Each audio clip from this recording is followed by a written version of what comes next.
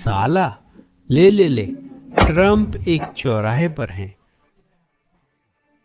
उन्होंने Vladimir Putin से Alaska में यूक्रेन युद्ध विराम पर चर्चा करने हेतु मिलने पर सहमति दी है। एक बात स्पष्ट है, वह भविष्य की शांति के लिए यूक्रेनी क्षेत्र का सौदा नहीं कर सकते।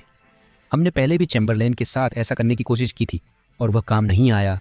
उनका फैसला सिर्फ यूक्रेन का भाग्य नहीं बल्कि अमेरिका और स्वतंत्र दुनिया की भविष्य की सुरक्षा भी तय करेगा। इस बैठक के ऐतिहासिक महत्व को समझने के लिए हमें पीछे जाकर देखना होगा कि कल क्या घटित हुआ था। डोनाल्ड ट्रंप ने आर्मेनिया के प्रधानमंत्री निकोल पशिन्यान और अजरबैजान के राष्ट्रपति इल्हाम अलीयेव का व्हाइट हाउस में मुस्कुराते हुए स्वागत किया। और इसमें कोई हैरानी की बात नहीं है। अमेरिकी राष्ट्रपति को लगता है कि उन्होंने दशकों पुराने संघर्ष का समाधान पाया है और इससे वॉशिंगटन को ऊर्जा समृद्ध दक्षिण काकेशस के एक रणनीतिक गलियारे के विशेष विकास अधिकार भी मिले हैं।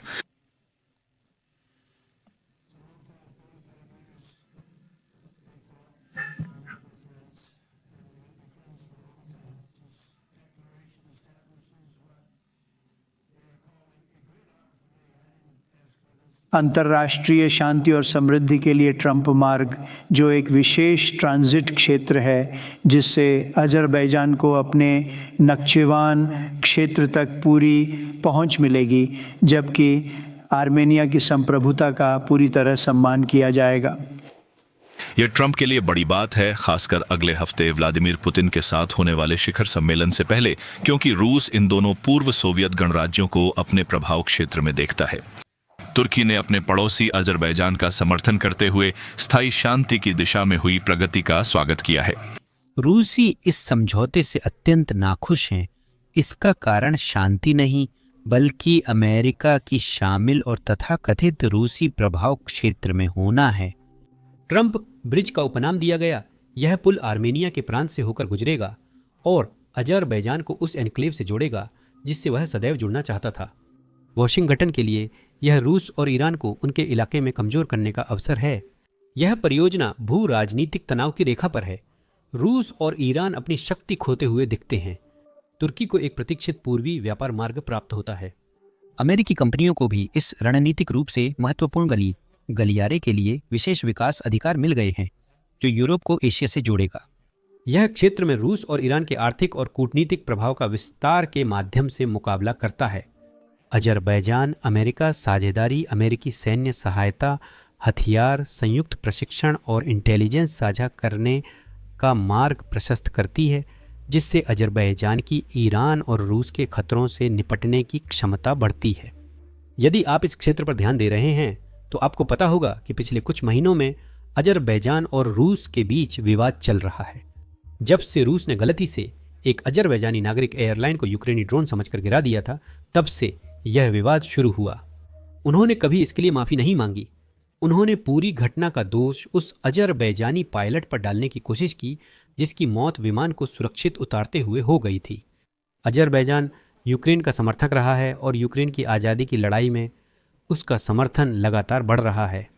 खैर, इससे रूस नाखुश हो गया है और उन्होंने अजरबैजान पर दबाव बनाने की कोशिश की है, सीमा पर रूसी सैनिक तैनात करके और आर्मेनिया में रूसी बेस को मजबूत करके। अमेरिका अजरबैजान की नई साझेदारी रूस के खिलाफ गेम चेंजर साबित हो सकती है। पुतिन अब समझने लगे हैं कि देश अब रूसी दबंगई को और बर्दाश्त नहीं करेंगे। तो ये सब कल की वाकई में बहुत अच्छी खबर थी, लेकिन इसके बाद जो हुआ वही बहुत लोगों को चिंता में डाल रहा है। ये यूक्रेन से संबंधित है। इससे पहले कि हम आगे बढ़ें, हमेशा की तरह कृपया नीचे दिए गए लाइक बटन को दबाएं और सब्सक्राइब करें, क्योंकि इससे हमें खबरें और ज्यादा लोगों तक पहुंचाने में वाकई मदद मिलती है। चलिए राष्ट्रपति ट्रंप की व्लादिमीर पुतिन के साथ बैठक से जुड़ी घोषणा से शुरू करते हैं।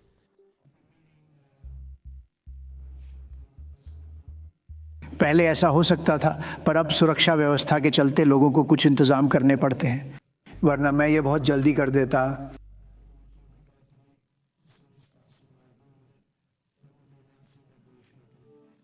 नेता राष्ट्रपति पुतिन और जेलेंस्की शांति चाहते हैं। मुझे इस बात का विश्वास है। अब राष्ट्रपति जेलेंस्की को उन्हें ज़रूरी चीज़ें मिलनी चाहिए ताकि वे साइन करने के लिए तैयार हो सकें। मुझे लगता है वे इसे पूरा करने के लिए कड़ी मेहनत कर रहे हैं। जेलेंस्की को राष्ट्रपति पद के लिए अपनी सीट छोड़नी होगी। आप उस क्षेत्र को देख रहे हैं जिसके लिए 3.5 साल से संघर्ष जारी है। आप जानते हैं बहुत सारे रूसी मारे गए हैं, बहुत सारे यूक्रेनी मारे गए हैं, तो हम उस पर नज़र रखे हुए हैं, लेकिन असल में हम कुछ वापस पाने की कोशिश कर रहे हैं। इसमें कुछ बदलाव और जटिलताएं हैं, कुछ भी आसान नहीं है। ये बहुत जटिल है, लेकिन हम कुछ वापस पाने वाले हैं। हम कुछ वापस पाने वाले हैं। अदला बदली होगी, दोनों के भले के लिए कुछ क्षेत्रों की अदला बदली होगी, और लेकिन हम इसके बारे में या तो बाद में या कल या जब भी बात करेंगे। इस प्रेस कॉन्फ्रेंस के बाद राष्ट्रपति ट्रंप ने ट्विटर पर बैठक और स्थान की घोषणा की। संयुक्त राज्य अमेरिका के राष्ट्रपति के रूप में मेरे और रूस के राष्ट्रपति व्लादिमीर पुतिन के बीच बहुप्रतीक्षित बैठक अगले शुक्रवार 15 अगस्त 2025 को महान राज्य अलास्का में होगी। आगे की जानकारी जल्द दी जाएगी। आपके ध्यान के लिए धन्यवाद। अमेरिका और रूस के बीच शांति प्रस्ताव पर चर्चा से पहले मैं आपको संक्षेप में बताता हूं कि पिछले 2 सप्ताह में क्या घटित हुआ। 11 दिन पूर्व राष्ट्रपति ट्रंप ने पुतिन को समय सीमा दी थी। यदि 10 दिनों में यूक्रेन में युद्ध विराम नहीं हुआ तो अमेरिका रूसी युद्ध मशीन का समर्थन करने वाले देशों पर द्वितीयक प्रतिबंध लगाएगा। रूसी तेल खरीदने वाले देशों को अमेरिका को निर्यात होने वाले सामान पर 100% अतिरिक्त शुल्क देना होगा। यह निश्चित रूप से एक बड़ा अल्टीमेटम था, क्योंकि इससे भारत, चीन, तुर्की, ब्राजील जैसे देशों पर रूसी तेल खरीद रोकने का दबाव पड़ेगा, जिससे रूस की युद्ध जारी रखने की क्षमता प्रभावित होगी। एक शानदार डेडलाइन है। उसने ऐसा क्यों किया? राष्ट्रपति ट्रंप ने कहा कि उन्होंने ऐसा इसलिए किया क्योंकि पुतिन लगातार यूक्रेनी नागरिकों और इमारतों पर बमबारी कर रहे थे। हालांकि वह दावा कर रहे थे कि वह किसी नागरिक को नहीं मारना चाहते। राष्ट्रपति ट्रंप ने यही कारण देकर ऐसा किया। यह शानदार कदम था, पर उन्होंने अपनी धमकी कभी पूरी नहीं की। विशेष दूत स्टीव विटकॉफ पुतिन से मिलने के लिए मॉस्को गए और लगभग 7 दिन बाद वापस आ गए, जब उन्होंने डेडलाइन की घोषणा की। बैठक के बाद राष्ट्रपति ट्रंप ने भारत पर 25% अतिरिक्त टैरिफ लगा दिया, क्योंकि वे रूसी तेल खरीदते और युद्ध का समर्थन करते रहे। भारत रूस से कच्चे तेल का दूसरा सबसे बड़ा आयातक था। इसे रोकने की कोशिश करना अच्छा कदम है। 10 दिन की समय सीमा समाप्त हुई, परंतु चीन और ब्राजील पर कोई दबाव नहीं डाला गया। राष्ट्रपति ट्रंप ने घोषणा की है कि वह पुतिन से मिलने जा रहे हैं और इसे एक नई बात के रूप में पेश कर रहे हैं। वह बातचीत में हुई प्रगति को गलत तरीके से पेश करने की कोशिश कर रहे हैं। पुतिन ट्रंप के पद संभालने के बाद से ही उनसे मिलने की गुहार लगा रहे हैं। यह कोई नई बात नहीं है। डेडलाइन से पहले भी काम हो सकता था। तो डेडलाइन का क्या मतलब अगर उसका पालन ही नहीं करना है? उसने डेडलाइन से जुड़े किसी भी सवाल का जवाब नहीं दिया। उसने शुक्रवार को यह तक नहीं कहा कि आज डेडलाइन का अंतिम दिन है। इसका कोई प्रभाव नहीं पड़ा। इससे रूस को युद्ध जारी रखने का हौसला मिलता है, क्योंकि उन्हें लगता है कि अमेरिका उनके सहयोगियों पर दबाव नहीं डालेगा। तो अब रुकने की क्या जरूरत है? मुझे पता है कि बहुत से लोग निराश हैं, लेकिन यह निराशा उस निराशा के आसपास भी नहीं है जो आपको तब महसूस होगी जब आप उस शांति प्रस्ताव को देखेंगे जिस पर अमेरिका और रूस शायद अपने शिखर सम्मेलन में चर्चा करेंगे। रिपोर्ट्स के अनुसार ट्रंप प्रशासन एक शांति प्रस्ताव तैयार कर रहा है जो रूस को पूरे डोनेट्स्क क्षेत्र पर नियंत्रण की अनुमति देगा और यूक्रेन को उसके गैर नियंत्रित हिस्सों को भी छोड़ने के लिए मजबूर करेगा। रूस द्वारा वर्तमान में कब्जा किए गए सभी क्षेत्र भी रूसी नियंत्रण में ही रहेंगे। तो रूस की तरफ से कोई समझौता नहीं है। मैं एक बात कहना चाहता हूं, हालांकि ये कहते हुए मैं खुद को मूर्ख महसूस करूंगा, लेकिन ये सिर्फ ब्लूमबर्ग की एक रिपोर्ट है। व्हाइट हाउस ने इस बात की पुष्टि नहीं की है।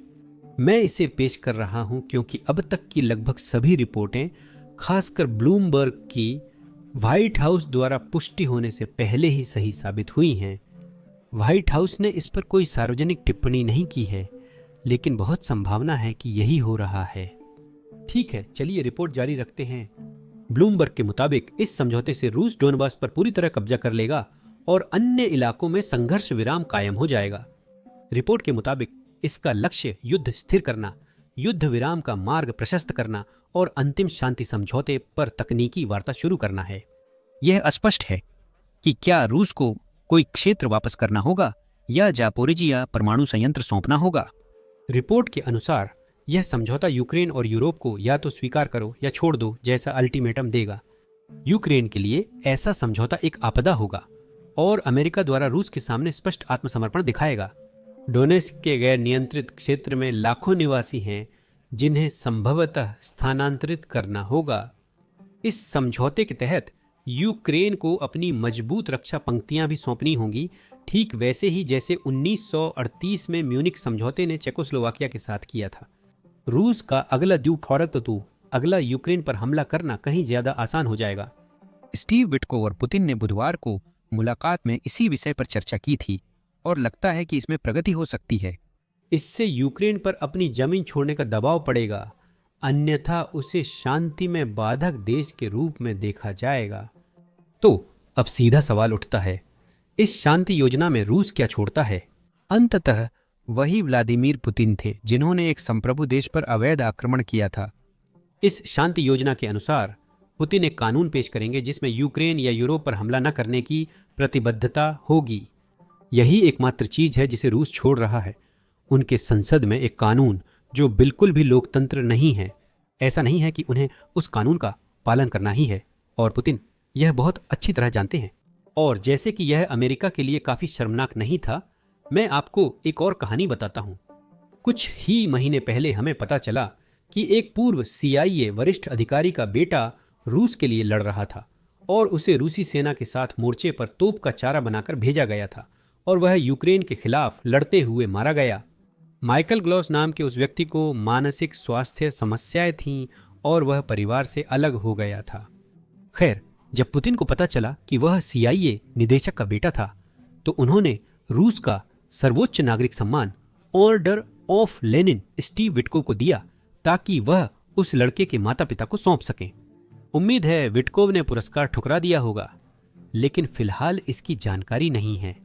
यह मूल रूप से एक अमेरिकी संस्था के मुंह पर तमाचा था जो अपनी स्थापना के बाद से ही पुतिन, सोवियत संघ और रूस से लड़ती आ रही है।